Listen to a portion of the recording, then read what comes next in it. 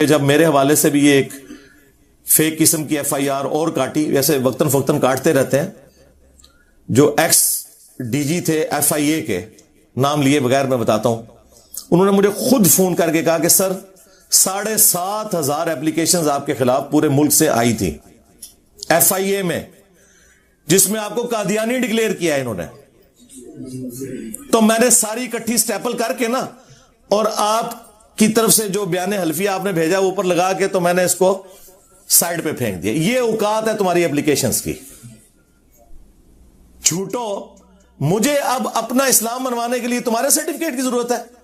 ان لوگوں کو جن کے ابوں نے چشتی رسول اللہ پڑھوایا اور تمہارے ابوں نے اس کو چھاپا، اور آج ہمارے کہنے پہ تم لوگ پیچھے ہٹ گئے ہو. کچھ عرصہ پہلے تک تو تم لوگ مناظروں میں دفاع کرتے رہے ہو، ٹھیک ہے؟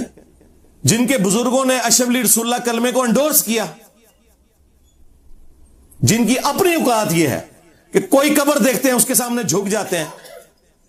توحید سے آری لوگ، اہل بیت کے گستاخ، صحابہ کے گستاخ ہمیں بتا رہے ہیں کہ جی انجینئر صاحب جو ہیں وہ اللہ کے بھی گستاخ ہیں، اللہ کے رسول کے بھی گستاخ ہیں، صحابہ کے بھی گستاخ ہیں، اہل بیت کے بھی گستاخ ہیں، اولیاء کے بھی گستاخ ہیں. ہاں ایک بات ٹھیک ہے کہ تمہارے بنائے ہوئے جھوٹے اولیاء جنہوں نے رسول اللہ کی ختم نبوت پہ ڈاکے مارے، میں ڈنکے کی چوٹ پہ ان کا گستاخ ہوں، تمہاری نظر میں تو ہوں، کیونکہ میرے نبی سا ہے ہی کوئی نہیں، تیرے بابے تھے شاہ ہی کوئی نہیں.